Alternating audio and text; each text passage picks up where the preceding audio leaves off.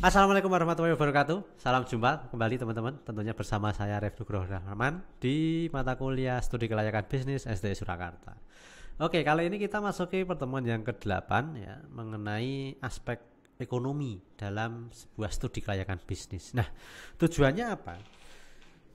Dalam mempelajari aspek ekonomi ini, setidaknya nanti teman-teman mahasiswa mampu menjelaskan mengenai konsep aspek ekonomi ya dalam menentukan studi kelayakan bisnis. Kemudian yang kedua, yang selanjutnya mahasiswa nanti teman-teman mampu menjelaskan mengenai apa sih yang menjadi dampak ya, dampak dari aspek ekonomi terhadap penentuan studi kelayakan bisnis. Nah, berbicara mengenai aspek ekonomi ya, aspek ekonomi ini salah satu dampak yang dihasilkan dari kondisi-kondisi situasi ekonomi suatu negara. Tentunya ekonomi suatu negara akan berdampak terhadap iklim usaha di dalam negara tersebut. Nah, nanti tentunya dampak-dampak ekonomi ini akan menjadi dampak yang seperti efek domino dalam menentukan sebuah bisnis ya. Itu. Dan yang kedua, apa manfaatnya ya ketika kita perlu memperhatikan aspek ekonomi? Ya, tentunya berbicara mengenai manfaatnya, kita menjalankan usaha tentunya akan lebih memahami apa yang menjadi kebutuhan masyarakat saat ini. Bagaimana cara memenuhi kebutuhan tersebut? Terus bagaimana inovasi yang perlu kita lakukan untuk menutup celah-celah antara kebutuhan, keinginan, dan sumber-sumber daya yang dihasilkan. Maksudnya apa? Tentunya ada sumber daya yang ini belum secara merata diserap oleh kebutuhan manusia. Nah, tentunya dengan adanya studi kelayakan dengan memahami aspek ekonomi untuk menentukan usaha yang layak atau tidak kita jalankan, yaitu dari situ bisa nggak memenuhi kebutuhan masyarakat. Kemudian ada celah. Lah bagaimana untuk menutup celah-celah itu? Biasanya ada sumber yang belum terdistribusi merata. Nah, itu tugasnya mediator, kita sebagai seorang pengusaha untuk memenuhi itu sebagai peluang bisnis ini seperti itu. Dan yang ketiga, dengan adanya aspek ekonomi dalam menentukan sebuah studi kelayakan bisnis, itu juga nanti bisa melakukan proyeksi berapa tingkat pendapatan dan bisa digunakan sekaligus sebagai menghitung berapa pendapatan yang akan diperoleh oleh perusahaan dengan melihat kondisi aspek ekonomi seperti itu. Nah, jadi tentunya aspek ekonomi itu manfaat dalam studi kelayakan bisnis apa? Untuk meningkatkan kesejahteraan bagi stakeholders. Stakeholders ini selain pemegang saham, pemilik, juga karyawan. Karena karyawan ini juga merupakan salah satu istilahnya sumber daya yang sangat penting dalam sebuah usaha. Tentunya itu juga harus berdampak pada itu kesejahteraan karyawan. Nah, itu merupakan salah satu stakeholders ya, seperti itu.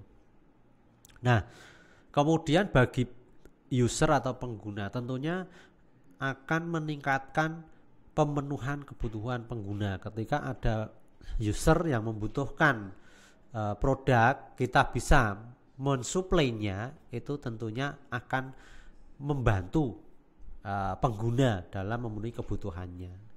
Itu dampak dari aspek ekonomi. Yang ketiga, dengan mempelajari aspek ekonomi bisa memperluas jaringan dalam melakukan sebuah usaha dan meningkatkan pendapatan secara umum. Otomatis bagi pihak regulator atau pemerintah bisa meningkatkan pendapatannya dari sektor perpajakan. Ketika menjalankan sebuah usaha itu tentunya ada dampak-dampaknya ya. Selain ke karyawan tadi, ke pemegang saham, pemilik, dia mendapatkan pendapatan, karyawan sejahtera, konsumen terpenuhi kebutuhannya, jaringan perusahaan semakin luas, dan otomatis nanti pendapatan pemerintah juga akan meningkat seiring dengan pendapatan perusahaan seperti itu. Nah, dalam studi kelayakan bisnis terkait dengan aspek ekonomi, salah satunya adalah dampaknya atau mungkin yang perlu diperhatikan itu sebagai prinsipnya ya untuk apa? Pembangunan nasional. Nah, dengan adanya usaha tentunya itu akan berdampak pada pembangunan nasional. Nah, pembangunan nasional ini yang akan menjadi salah satu pilar dalam perekonomian negara. Nah, kenapa bisa dikatakan sebagai pembangunan nasional dalam menjalankan sebuah usaha? Pertama, karena itu ada unsur membuka lapangan kerja. Jadi memberikan kesempatan seluas-luasnya bagi masyarakat untuk mendapatkan pekerjaan. Kemudian yang kedua, usaha itu tentunya membutuhkan sumber daya lokal. Selama sumber daya di negara itu masih mengcover dan memenuhi, alangkah baiknya memang mendirikan usaha itu menggunakan sumber daya lokal. Itu yang menjadi kenapa usaha itu lebih lebih kuat menghadapi krisis. Karena apa? Salah satu sumber dayanya adalah sumber daya lokal. Dia tidak mengandalkan sumber daya dari luar seperti itu. Dan yang ketiga, dengan adanya usaha, berwirausaha atau membuka usaha tentunya menghasilkan dan menghemat defisit bagi sebuah negara. Nah, dan yang keempat, bisa menumbuhkan industri-industri lain atau kompetitor atau istilahnya kayak semangat orang-orang lain untuk membangun sebuah usaha atau berwirausaha. Nah, terus selanjutnya dengan adanya pembangunan nasional, dengan adanya usaha tentunya juga akan memenuhi kebutuhan. Itu menjadi salah satu kontributor dalam pembangunan nasional. Selain itu menambah pendapatan negara tadi ya, dari segi pajak itu juga salah satu kontributor dalam pembangunan nasional. Nah, dalam mendirikan sebuah usaha, berbicara aspek ekonomi juga harus melihat fenomena lingkungan. Pertama, iklimnya itu mendukung atau tidak dalam mendirikan sebuah usaha ya. Nah, itu sesuaikan dengan kondisinya. Kondisi iklim tentunya akan berdampak pada kebutuhan masyarakat. Nah, misalnya negara atau masyarakat sedang mengalami iklim dingin, musim dingin, tentunya akan berdampak pada misalnya kesehatan. Nah, tentunya dari situ dalam membuka usaha bisa melihat potensi-potensi atau peluang-peluang ketika di sini musim dingin nih.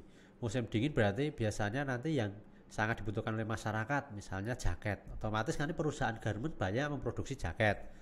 Kemudian dari segi kesehatan misalnya biasanya kulit mengalami kering. Otomatis nanti pelaku usaha bagaimana menciptakan lotion ya, atau obat untuk mengatasi kulit kering ya, di musim dingin misalnya. Nah, itu. Dan yang kedua, fenomena-fenomena itu misalnya ada produktivitas yang rendah.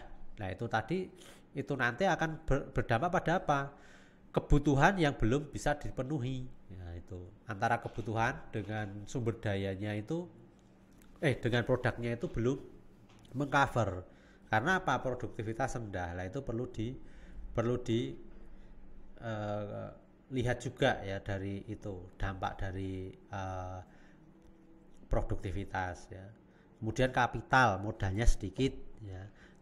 Kemudian nilai perdagangan ke luar negeri yang rendah ya, serta besarnya pengangguran. Nah, dari fenomena-fenomena ini, pengangguran, kondisi musim, produktivitas, kemudian distribusi pendapatan yang timpang, belum merata, tekanan penduduk yang semakin berat, serta nanti penggunaan tanah yang tidak sesuai dengan produktivitasnya, itu yang akan menjadi pemicu seorang wirausahawan dalam mendirikan sebuah usaha melalui fenomena-fenomena itu. Nah, tentunya dalam mendirikan sebuah usaha perlu mempertimbangkan apa? Pertama, demografi, yang kedua budaya. Nah, itu. Yang ketiga, kesehatan. Nah, apabila investasi itu bisa meningkatkan pendapatan masyarakat, tentunya pendapatan nasional juga akan berdampak. Nah, dalam mendirikan sebuah usaha tentunya kita perlu membutuhkan pendekatan-pendekatan. Salah satunya apa? Yang pertama, produksi.